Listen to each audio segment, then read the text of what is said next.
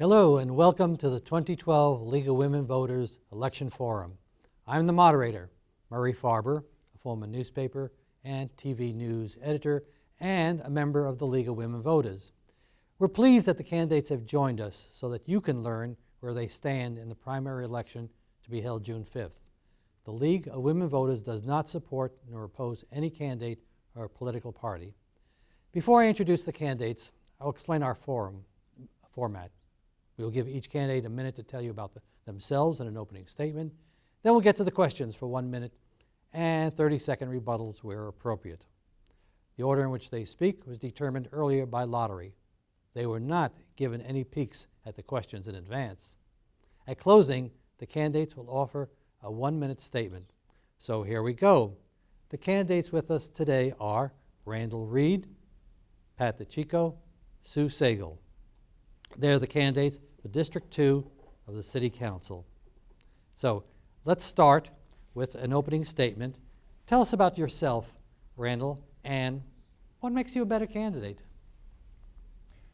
I'm Randall Reed and I'm running for Fresno City Council because our city and District 2 needs an effective, knowledgeable, and experienced council member at this critical time. The City of Fresno is facing a $15 million budget shortfall next year. That could grow to over $65 million over the next 5 years. The city's reserves are depleted. The city's police force has been reduced by 100 police officers over the last 3 years, and our county jail is releasing dangerous criminals back onto our streets faster than they can be arrested.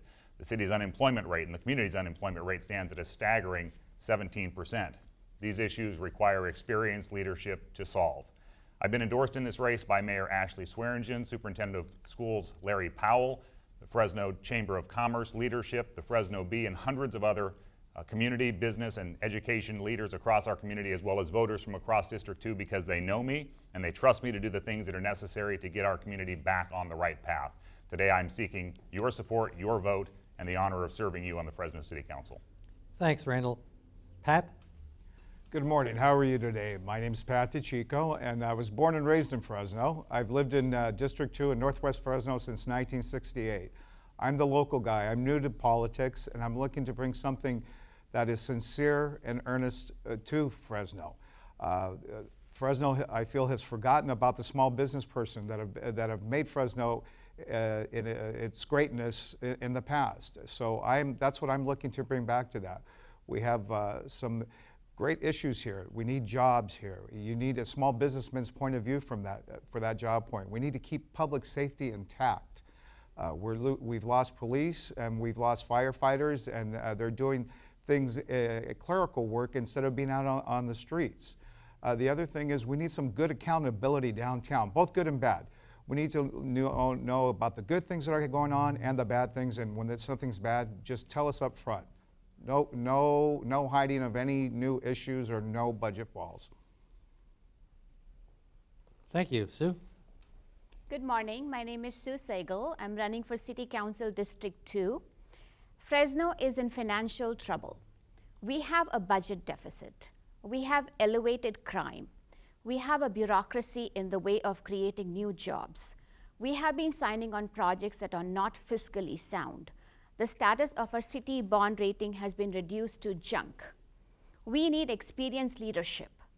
I have run a successful business for 25 years in Fresno. I know the importance of a budget. I will enhance public safety through grants. I will create new jobs by eliminating bureaucracy downtown. I will not sign any more unsecured loan guarantees by our city. Vote for a change. Together, we will make a difference. Thank you. Thank you. Let's move on to some questions. How would you encourage more investment in downtown or the tower districts as opposed to businesses' desire to push northward? Let's start this time with Pat. Well, Murray, there's a lot of red tape downtown, and a lot of red tape, and there are a lot of excessive fees that small businessmen cannot no longer afford to pay for it. That's what's holding us back from expanding. And this is universal within the whole city, especially in the Tower District.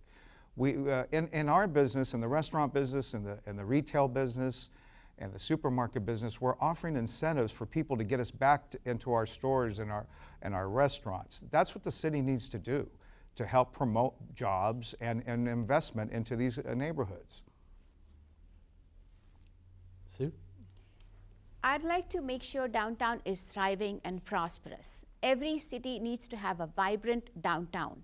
We need to make sure that we are not going to be, we need to do away with bureaucracy and make sure that the permits for them to create new businesses downtown gets easier, but also for the rest of the city to have the same platform for downtown and the rest of the city. We need to develop everything, and I'd like to encourage more and more businesses to start their ventures downtown. It's beautiful, it's thriving, along with the rest of the city. Thank you.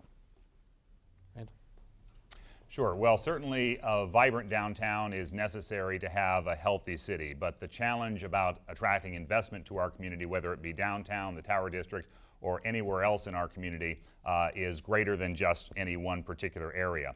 And so what I have proposed is an ombudsman position at the planning department in the city of Fresno, and a rapid response team that would have the ability to work closely with investors who want to bring a project to our community that would benefit our city, no matter where that's going to be proposed, and that would assist in getting that project through a very cumbersome bureaucratic process. We also have to look at reducing the cost of fees that investors are required to pay, and if those fees are not in line with the actual cost of providing those services, then they need to be reduced, because too many fees are stifling the ability of investors to come into our community. It is driving investment out of our community, and that is something we have to address and reverse immediately.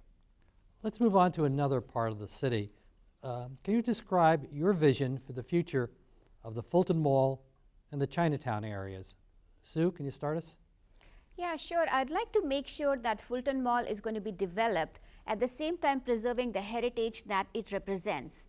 It has a historical quality to it that I would like to see preserved. At the same time, I think there are plans of opening that up and having more shops and restaurants in there, something that will attract more people to come downtown. I also would want to make sure that new businesses coming into the Fulton area also will have the same, we need to help them with lower fees and also a faster turnaround time for approval for the permits. I would love to see a vibrant downtown, including downtown and Chinatown and the rest of the city. Thank you. Randall? Well, as I mentioned earlier, a healthy downtown is critical to a healthy community, but ultimately the development of downtown should be driven by the private sector and not by huge infusions of public dollars like we've seen in the past. So we can no longer afford projects that result in cost to the city and high debt to the city. The Met Museum is one example. An overbuilt stadium is another. We've certainly heard of the Granite Park issue that resulted in a tremendous amount of debt for the city that now we're paying the cost and the price for that. So I believe in creating an environment where the private sector can come in and make the investment and help to turn around older areas of our community. And I believe working together with the private sector, creating that good environment of lower regulations, lower fees where appropriate, will help spur private sector investment. And I think that's the solution to all of our challenges in the older areas of our community, including downtown and Chinatown. Pat? Chinatown and the older communities in the downtown area, it's a struggle to get down there. We need to have good incentives to bring these people down here. Even the Chinese community, I grew up going down to Chinatown, buying stuff for our restaurants, buying stuff for our homes as a little boy.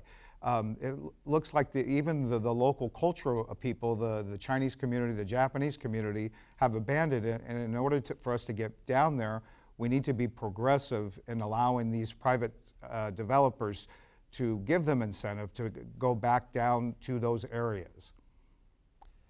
After talking about these different areas, do you feel a need to rebut each other? Any other rebuttal comments? Or should we move on? Well, the only rebuttal that I would offer is that, while I appreciate my opponent to the left here, his talk about downtown, but recently he had actually said that he thinks downtown is a very low priority for the city. He thought maybe it was 4th or 5th on the list. So I think we have a fundamental disagreement here between whether or not a healthy downtown is essential to the future of our community, and I believe that it is, but it needs to be done in the right way with private sector investment and not huge investments of public sector taxpayer dollars. Pat, I bet you have a comment. Yes, I do. Downtown can be revitalized if you completely tear it down. That's what I feel about it. If you tear it down, that's how cities like Manhattan, Chicago, San Jose have been rebuilt. You completely tear it down and start from scratch. Our Fulton Mall, the way it is today, when it was built, it was originally all Victorian buildings. Every single one of those Victorian buildings were all torn down and started from scratch. You're going to have to start from scratch in order to make it work effectively. History repeats itself. Sue, do you want to join in? I think I'm good. Okay, let's move on to another problem here locally.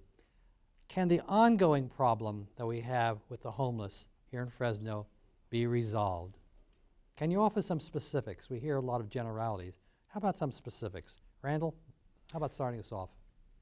There are a number of issues that come to mind when we talk about dealing with the homeless situation in our community. One is the need to harmonize a variety of organizations and agencies that are working to address the homeless issue in our community. The Housing Authority, the City of Fresno, churches, the Rescue Mission, Paparella House, etc. Let's get people out of their silos. Let's get them working together, working collectively to try and address the issue for those who are homeless who wish to be helped. And unfortunately, there are a number of folks who are homeless or who claim to be homeless that are really just gaming the system, and they have no interest in getting the help that is available to them. But the other part of the equation is economic development in our community. As I mentioned at the outset, we have a 17% unemployment rate in our community, and the solution for homeless folks who have become homeless legitimately because of a lack of jobs, the lack of ability to make their mortgage payment, and there are those people out there, the solution to that is jobs in our community. And that's why I will work so very hard to improve the economic climate here in Fresno so that we can create more jobs, bring more investment to our city, and we will start to see a reduction in homelessness as a result of those efforts. Pat, do you want to pick up? Yes, the homeless problem really is a big issue here locally, and it's escalating. But there are 3 different factors that involve the homeless. One is mental illness, the other is drugs, and the other is actually the economy. There are no jobs there. So there's 3 different factors that we need to address here, and resources are just being tapped out. So we have to address it one thing at a time with the homeless, get their feedback. When a person is mentally ill, they respond differently than a person who is on drugs or a person who truly can go out there and work. As far as the jobs, maybe we need to start developing trade schools so these can get these people back on track and have these programs available to them for the mental illness and for the drugs.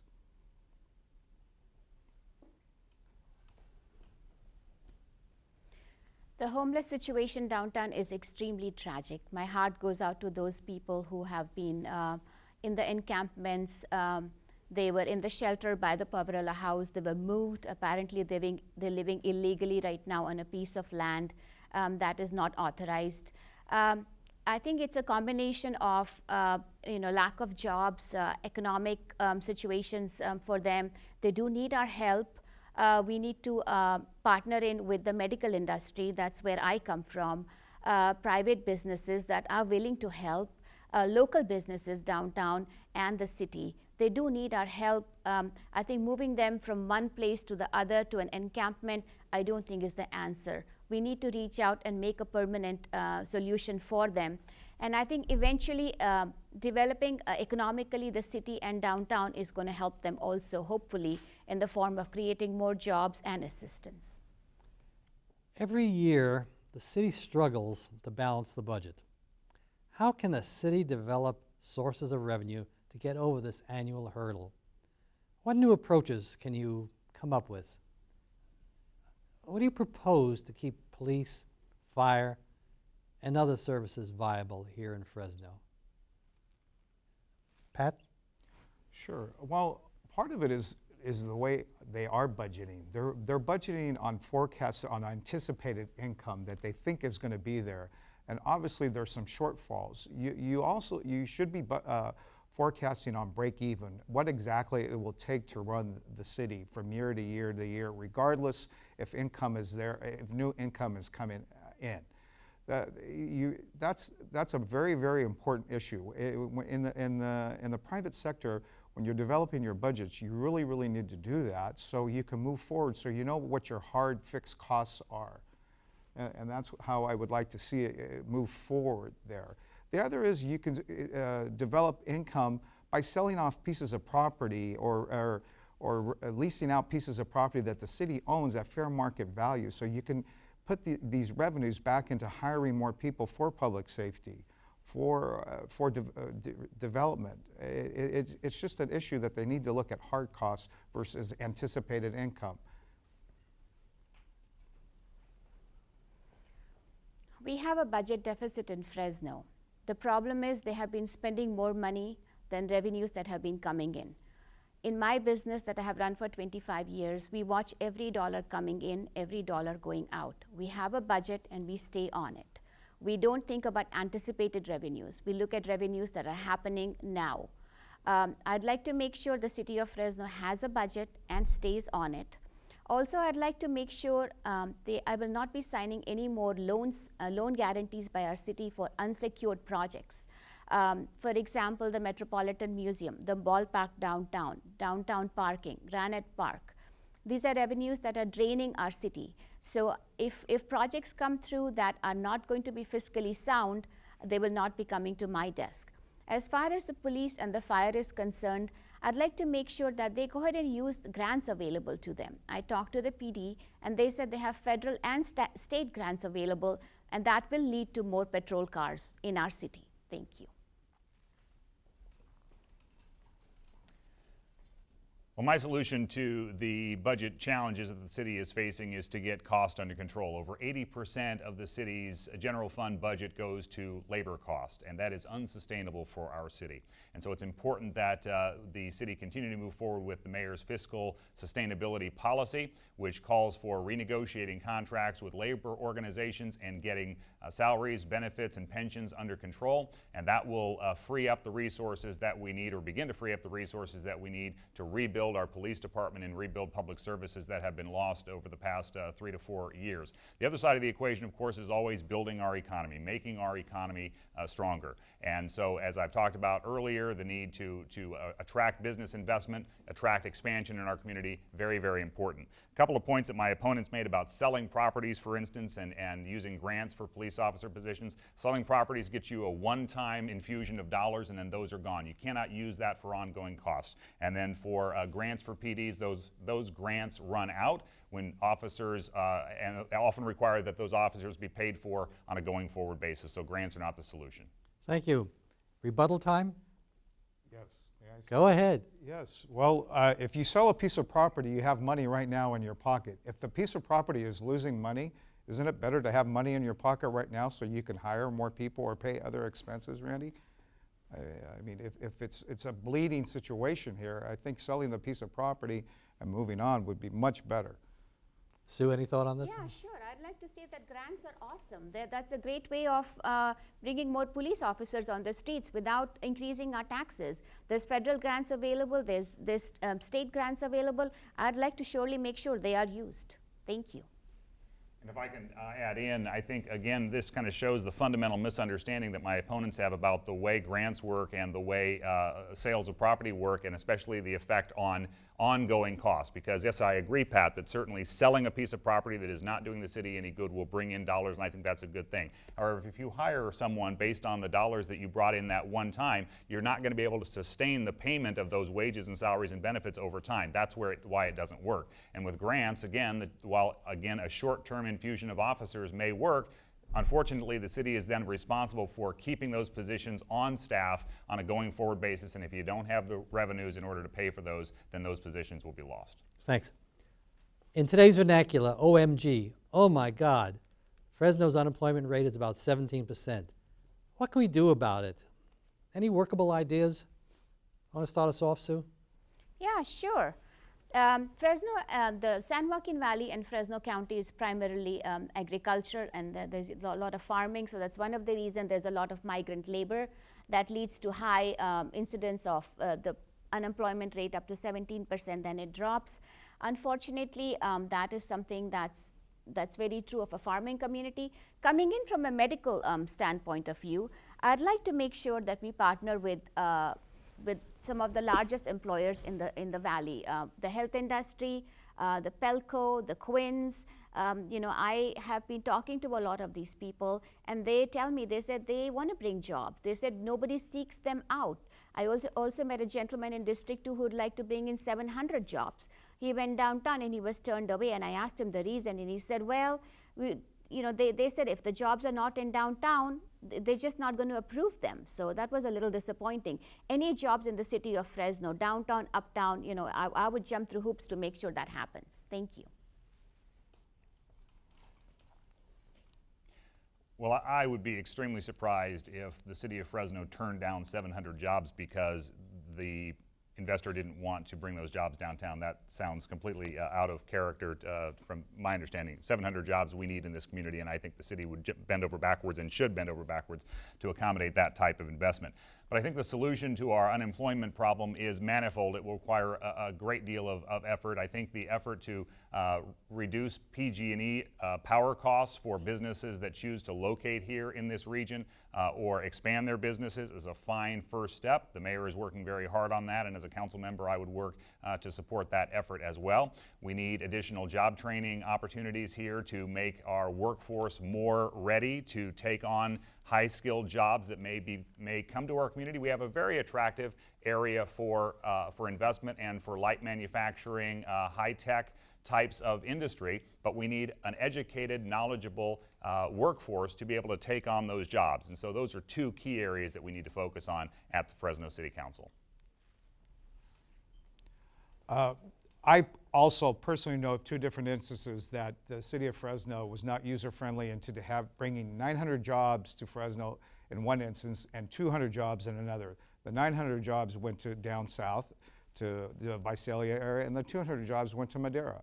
Now, you don't want to hear these kinds of things, that we're turning down jobs and opportunities because the city of Fresno is not being user-friendly. They're saying that they're being cooperative and helping these light industry people to come in, but they're not. If there's a very big disconnect between what's going on at City Hall and when I'm knocking on doors and what the people are telling me, and these are the business owners also. These are the business owners that are telling me these things. Some of them are actually people I know and have done business with. I personally, myself, am trying to bring jobs right now. I'm working on a project where it involves private and public sector. So there are opportunities, but we have to get rid of this red tape that our city is just making it very, very, very difficult. I'd like to move on to another area, the area of education. And I wonder if you could explain what you see the relationship should be between the council and the schools here in Fresno. Any proposals that you'd like to see adopted? Let's start off with Randall. Sure, thanks, Murray. Well, I've been endorsed in the race by Superintendent of Schools Larry Powell, as well as various school board members from the three districts that are represented in District 2. So I think we need a good working relationship between the city of Fresno and our local school system. Having said that, each of those school systems does elect its own board members, and we have to respect that autonomy. But a close working relationship is very important, especially on the side of ensuring that our students, our youth, are getting the skills they need to be productive members of our community. So in addition to those who are focused on moving on to college, we need to make sure that we have more vocational training, more career education opportunities for our kids. And certainly we need to work together to address the serious dropout problem in our community that is just continuing to perpetuate the challenges that we have with crime and gangs and dependency.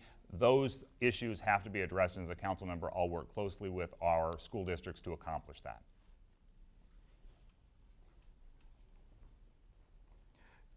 I would like to see our school districts, all of our school districts, start developing trade schools again like they did when I was growing up as a child. I think we've dropped the ball on that. They're geared all towards higher education. I think we are missing the boat on getting some of these other manufacturers, light manufacturers or high tech, companies coming to the valley when we're surrounded by it in the Bay Area and down in Los Angeles, coming into the valley because there is affordable wages, there is affordable properties to expand, land areas to expand. So, but they're missing the boat because we don't have a trained workforce that can do that, and trade schools can help with that. That is something that I feel very, very adamant about, that we could go to these school districts and say, hey, what can we do about this? Only 20% of the kids from the San Joaquin Valley go on to college. 80% of them either go to local colleges in Fresno County or they just don't go to college. It's really a tragedy. It's tragic. My daughter is a teacher. She sees this in her classroom every day. We have dropped this ball somewhere during the process. I think it needs to be a combination of parents, teachers, students, administration, all coming together and encouraging these children, making sure to let them know that this is their future. Without an education, most of our children are not going to succeed. This message needs to be emphasized every day in our classrooms, by our teachers, by our parents, by us council members, city hall, administration. It's very important that I would like to see 80% of the children go to college and 20% of them maybe stay back and maybe go to a trade school, go to community college, which is really good too, but I'd like to see 100% of the kids get an education. Thank you. There's frequent talk about consolidating services between the city and county, especially in county islands. Where do you stand in this idea of, and if you support the concept, how can it become real? Can you start us off, please, Pat? Sure. There are some things that can be consolidated. You could probably consolidate the 911 or the clerical jobs. A lot of the things between the county and the city, the residents want it to remain autonomous. But the clerical part of it, I can see there be some great consolidation.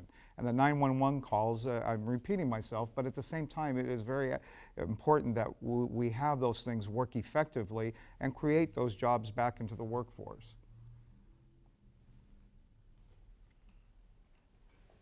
I have talked to the residents of District 2 since December, and I have been told by people living in the county islands they're happy to have things the way they are. Personally, I'd like to see probably more of them coming together, especially on administrative costs, just to save money. I think it's going to be more efficient for resources, especially for fire and PD also, to share some of the administrative costs. But I live in the city, and I don't think I have much control about putting these two together, but I think putting administrative costs and sharing resources, sharing some of the costs will definitely help. Thank you. Well, we have been talking about consolidation of some services between the city and the county for many, many years, far too many years without making any progress. And unfortunately, in the past couple of years, talks have even broken off between the city and the county on discussions about whether or not there are opportunities for consolidation. But certainly there are ways in which the city and the county can work more closely together and reduce the cost to taxpayers to provide duplicated services that very well can be provided in a more unified fashion. So as a council member, I will work very closely with my colleagues on the Board of Supervisors, working to try and find that common ground so that we can get services consolidated where it's appropriate, and also so that we can start reducing the cost to taxpayers who have to pay for services on both sides. The city of Fresno is the largest city within the county of Fresno, and so as a result of that, there are clearly opportunities for us to work more closely together, and we should be working very hard to accomplish that. We've hit a lot of hot topics today, and I appreciate your candor, but now it's time to wrap up. So why don't we take another minute each to give a little summary before we conclude. And let's start with Sue. I'd like to start by saying again, Fresno is in financial trouble. We have a budget deficit, we have elevated crime, we have a bureaucracy in the way of creating new jobs, we have been signing projects that are not fiscally sustainable. The status of our city bond rating has been reduced to junk. We need experienced leadership. We need somebody on city council who has run a successful business for 25 years, someone who knows the importance of having a budget and staying on it, someone who will enhance public safety through grants, someone who will create new jobs by eliminating bureaucracy downtown, someone who will not sign any more unsecured loan guarantees by our city. Vote for a change. I'd love to have your support on June 5th. Together, we will make a difference. Thank you.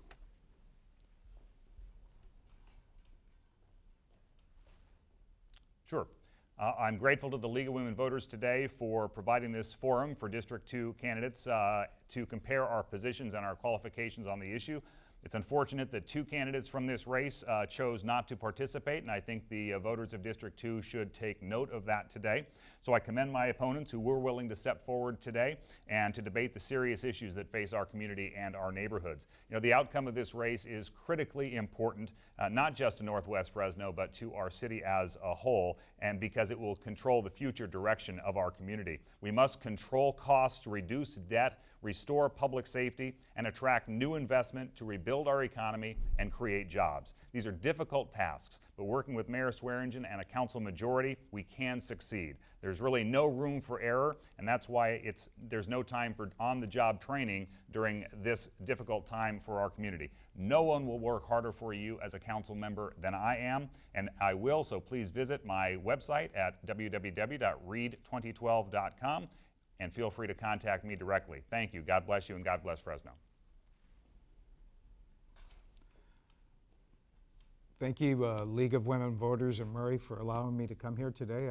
I appreciate this opportunity. I just would like to let the voters in District 2 know I am not a career politician. I've never run before. I'm not as polished as some of the people here, but I'm a very sincere and honest business owner with integrity that is looking for the best possible outcome for the voters in District 2 and for the city as a whole. I'm not going to be Mr. Career politician as usual. That is not what that's what I'm not doing here. I'm looking to give back to the community. The community of Fresno has been very good to my family since 1956. I'm here to give a small businessman's point of view and to create jobs and to keep public safety intact and to give Fresno some good physical accountability. I would appreciate your vote come June. Thank you and have a nice day.